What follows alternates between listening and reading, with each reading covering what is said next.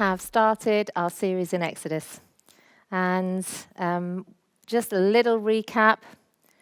Moses, from the age of 3 months, spent half his life in Egypt as an Egyptian prince, the second half as a shepherd in exile.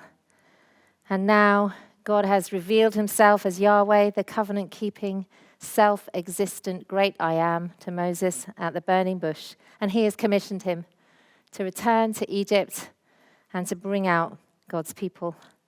He sent his brother to meet him, to help him.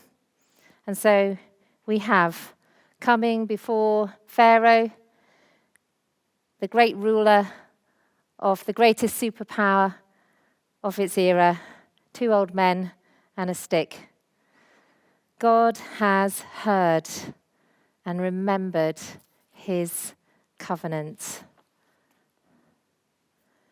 Exodus 6, verse 5, I have heard the groaning of the people of Israel, whom the Egyptians hold as slaves, and I have remembered my covenant. I'm going to preach today regarding the plagues, and that's Exodus 7 to 10.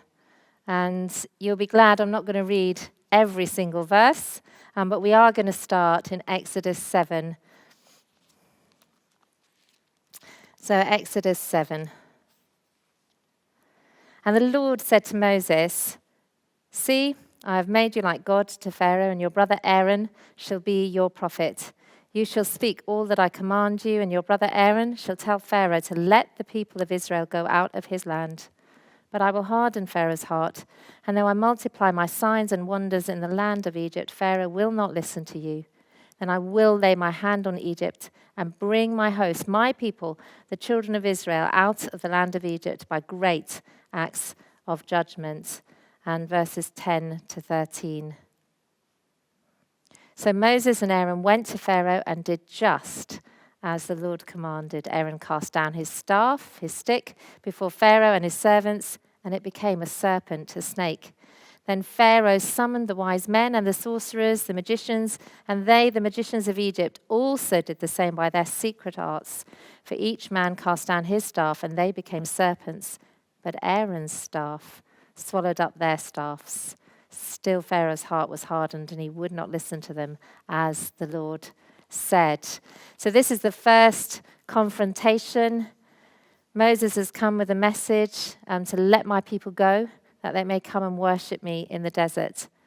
And Pharaoh's magicians mimic the signs that God gives Moses and Aaron, but God's power is superior.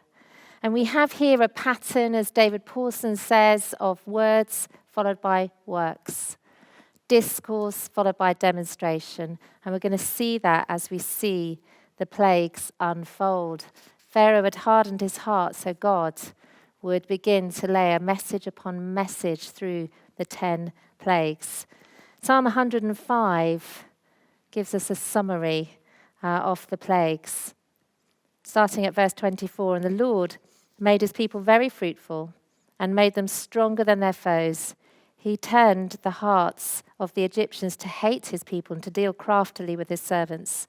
He sent Moses, his servant, and Aaron, whom he had chosen, and they performed his signs among them and miracles in the land of Ham. He sent darkness and made the land dark.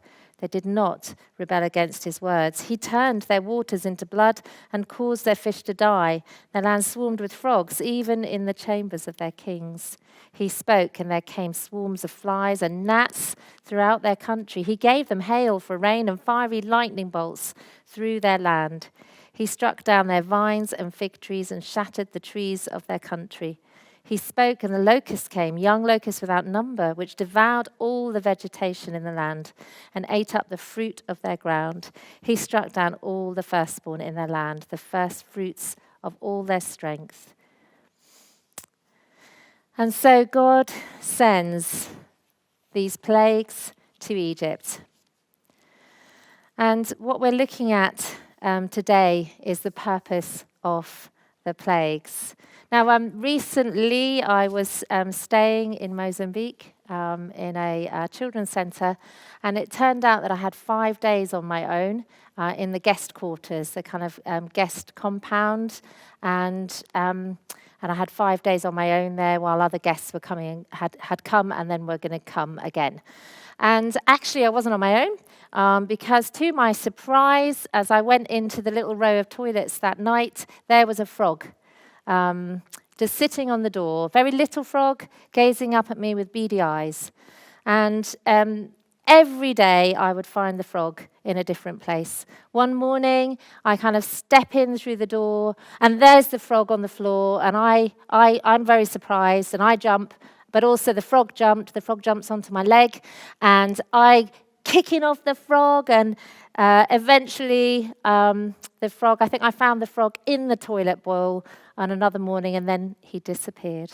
And so, one frog, the plague of frogs was frogs in abundance, frogs everywhere. They came up out of the River Nile. They were in the cooking pots. They were in the toilets, but they were also in the bed. And similarly, when I was a kid at school, I remember what was called a plague of ladybirds.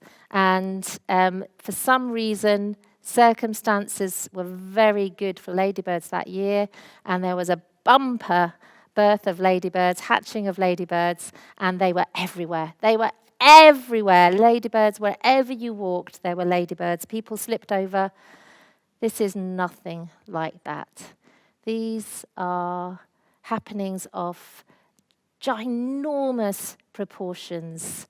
I remember a hailstorm one summer, the end of the summer, and we still had kind of the tent canopy on our children's climbing frame. And there'd been this massive hailstorm, and we came back, and it had strafed like a machine gun. It had strafed through the tent, and there were kind of just these lines where hail had kind of cut holes in the tent, and we had to throw it away. The hail in this plague was so big that people and animals were killed because it fell on them. These were sent by God, and we are going to just look together at what their purpose was behind these plagues. And from reading Exodus, I must admit I have slipped slightly into Exodus 6, slightly over into Exodus 12. But in reading Exodus, we see the purpose of the plagues. And the first purpose is that the people of Israel know Yahweh has redeemed them to be their God.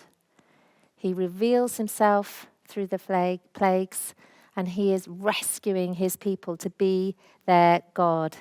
Exodus 6, 6-7. Say therefore to the people of Israel, I am the Lord.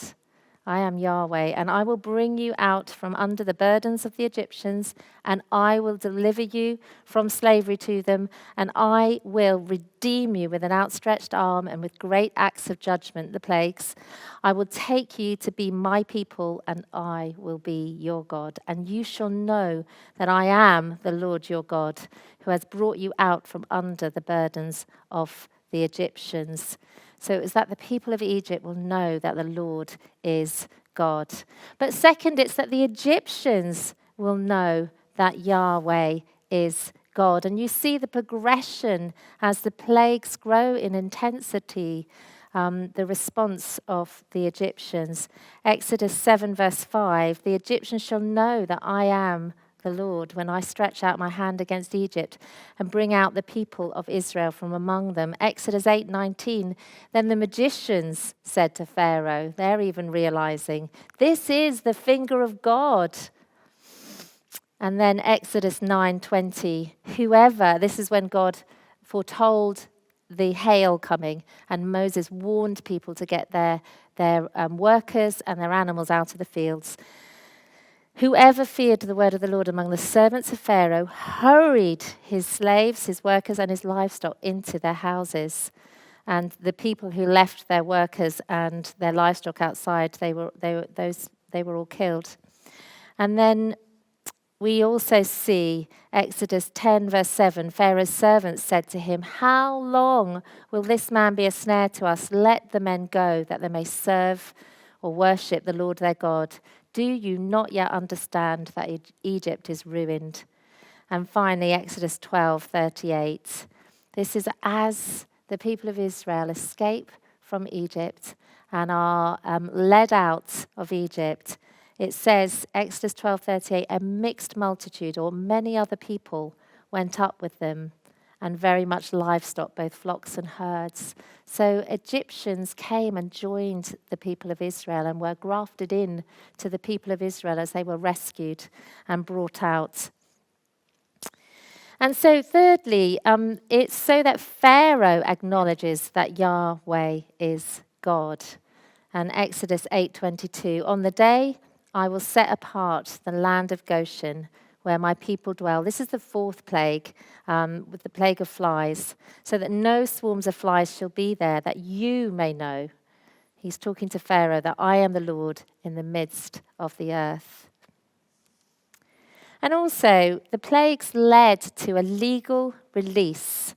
The people were being held hostage illegally by Pharaoh.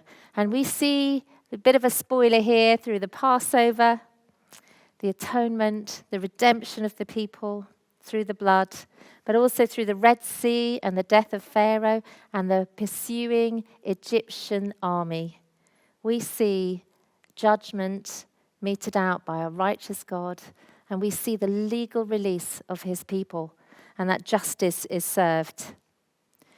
And we also see a demonstration of grace and mercy.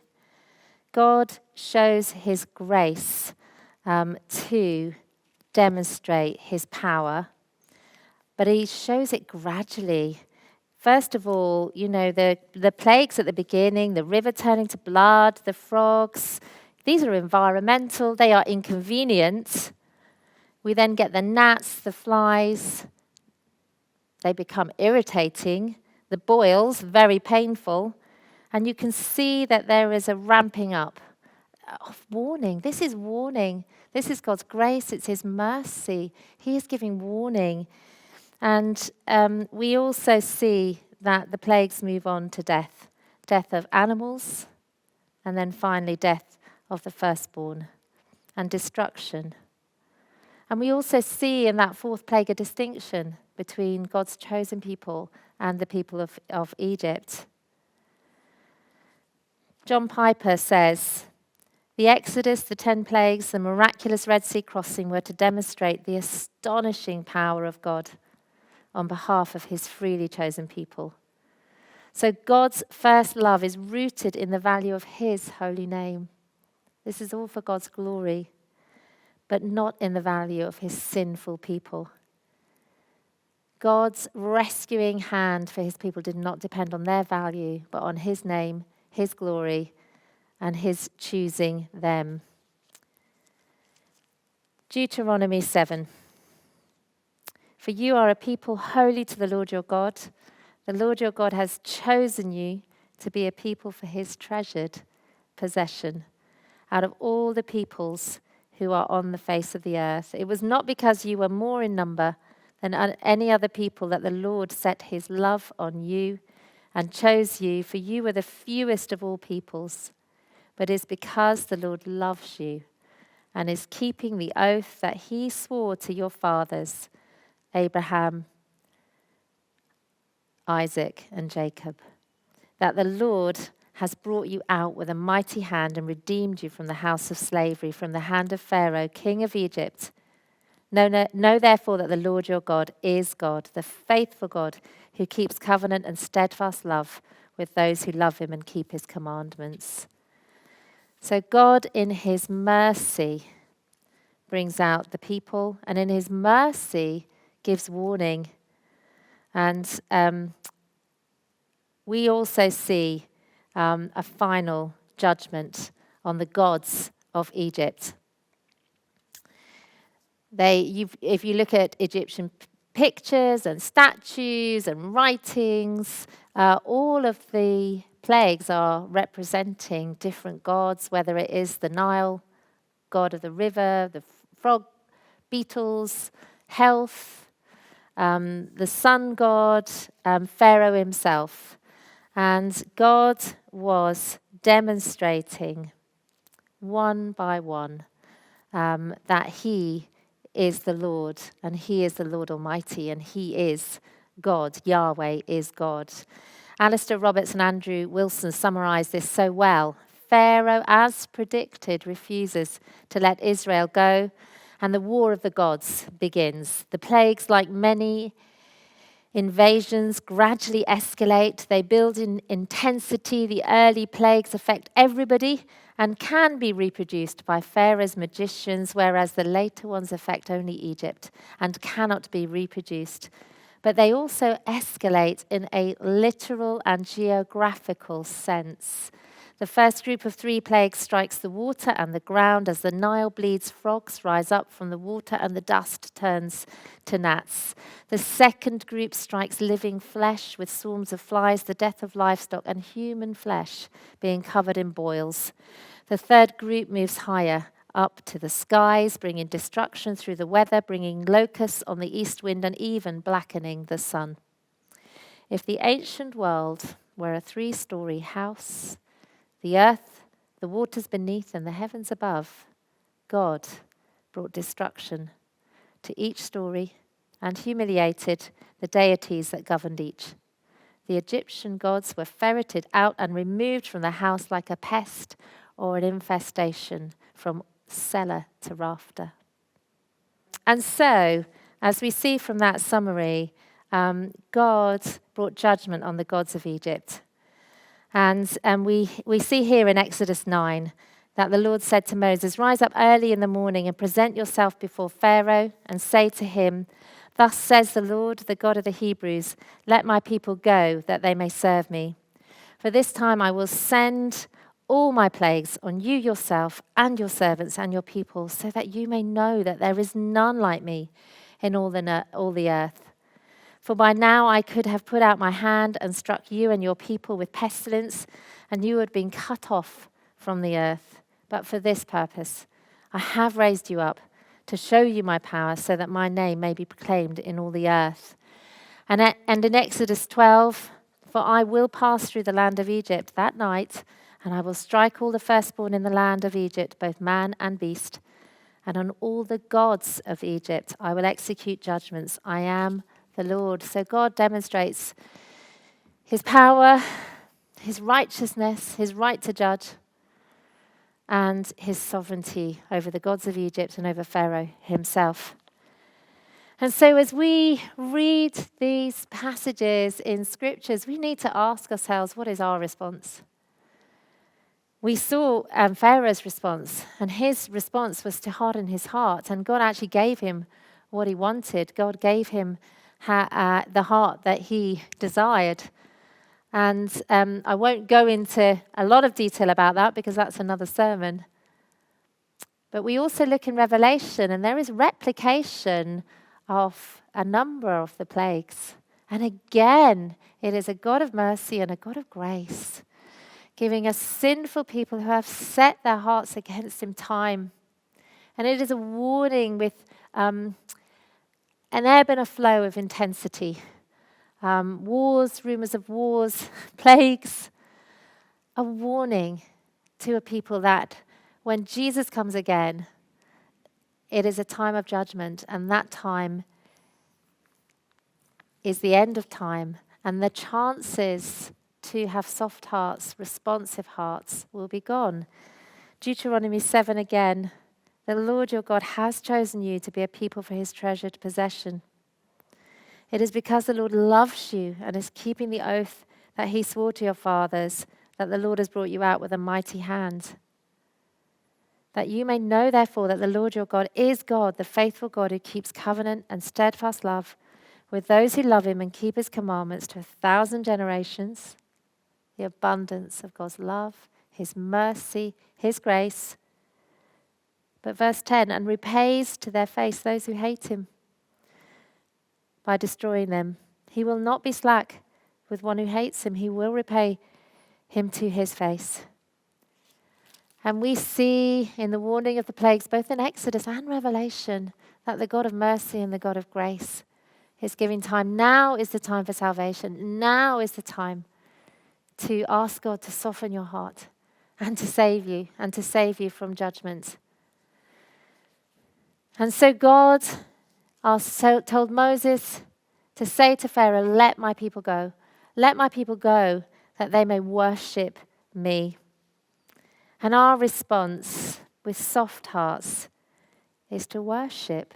And we can see how Pharaoh tried to minimize that worship. And the worship, some translations say to serve me. Let my people go that they may serve me. And it was so much more than what we think of as worship, which is maybe singing songs or praying. They were going with their livestock to offer sacrifices to God that would be costly, and that would involve the shedding of blood, pointing eventually to the one sacrifice who brings us in, Jesus, in his death on the cross and his blood shed for us, and who can bring us in as holy worshippers into the presence of God. And you can see that Pharaoh tried to minimize their worship. First of all, he said, you can go, but don't go very far. Don't go very far. When Jesus calls us to live lives that are laid down in worship, he's calling for our all. He is calling for everything. It is costly. It is costly. Jesus said, take up your cross and follow me. Look at the cost. Look at the cost. And then we see that Pharaoh tried to minimize who could go. And he said, just the men. He wanted to leave the women and children hostage. Just the men can go. God is in the business of saving households. You can expect that when you worship him and give him your life, that he is in the business of saving households. And so Moses refused to be taken in by this compromise. Everyone had to go. The little ones and the men and the women. Everyone gets to come. Everyone gets to worship. And then we see Pharaoh try and limit what they could bring with them, the means to worship, the livestock. And again, Moses isn't falling for that. But, God calls us for our all. And it isn't just our possessions. It is everything. It's all our belief systems. It's our will. Jesus, in Mark 12, he was asked, what is the greatest commandment? And he said, the Lord, your God, is one. The Lord your God is God. And then he called the people to worship, to love the Lord your God with all your mind, your strength, your heart, your soul, your emotions, your body, everything. And Pharaoh, in trying to minimize the means to worship, that still happens now. God is calling us to worship Jesus with everything, with our all. And I am indebted to a sermon from Andrew Haslam on Ephesians 4, which has the phrase, one Lord, one Lord. And he was talking about the context of Ephesus and the Christians, the new Christians there, and their temptation to add Jesus to the God they already had, to just add him in, a phrase known as syncretism. And it is like, Jesus plus. And my mind, I just immediately got a little bit judgy, and I found my mind going off to thinking about, I do remember a friend of mine, genuinely Hindu by background, but she also had a picture of Jesus on the wall too, with everything else. And I was thinking, and I also, I'm thinking about, places where I've gone where all these saints are up and there's all these kind of praying to saints and, and I just found myself going down this little track, and as often happens, the Holy Spirit just reminded me of a book I was reading last summer and the challenge I felt. And the book was by Tim Keller called Counterfeit Gods. And I even read that whole book, a bit smug. I'm getting quite far in, and I just felt, that money wasn't my God as well as Jesus. And and actually that I was doing pretty well on some other things as well. And then we get to what my work meant to me and my role in my work role and ambition and achievement and how I measured myself, and then the emotions that were tied up to that when, things were difficult. And wow, it was just a revelation. And the Holy Spirit reminded me again, as I'm thinking about how do we worship, how do we live lives of worship. Actually, it's whatever takes God's place. John Calvin noted that the human heart is an idol factory. And I would say, our original design, when God created men and women in his image, that we were designed to worship, we were designed to surrender. And Tim Keller says, what is an idol? It is anything more important to you than God. Anything that absorbs your heart and imagination more than God. Anything you seek to give you what only God can give. For example, money is an idol, and it can't be removed, only replaced. It must be supplanted by the one who, though rich, became poor, so that we might truly be rich. He goes on to say the idol of success cannot be expelled, it must be replaced. And Thomas Chalmers talked about the heart needing the expulsion by a greater affection, and that is the person of Jesus Christ. When we deal with the idols of sex, money, approval, family even, work, possessions, people-pleasing, we need to be so captivated by Jesus that he is enough. We cannot pull out idols. Instead, we replace them with a greater affection and a greater worship. And so our response to the God who has set us free, who has called us out to be our God, that we may be his chosen people, his treasured possession, our response with soft hearts is to give our all to Jesus, the one who saves, the one who has made the way, our Passover lamb, and the one who calls us to worship with everything that we have. Thank you.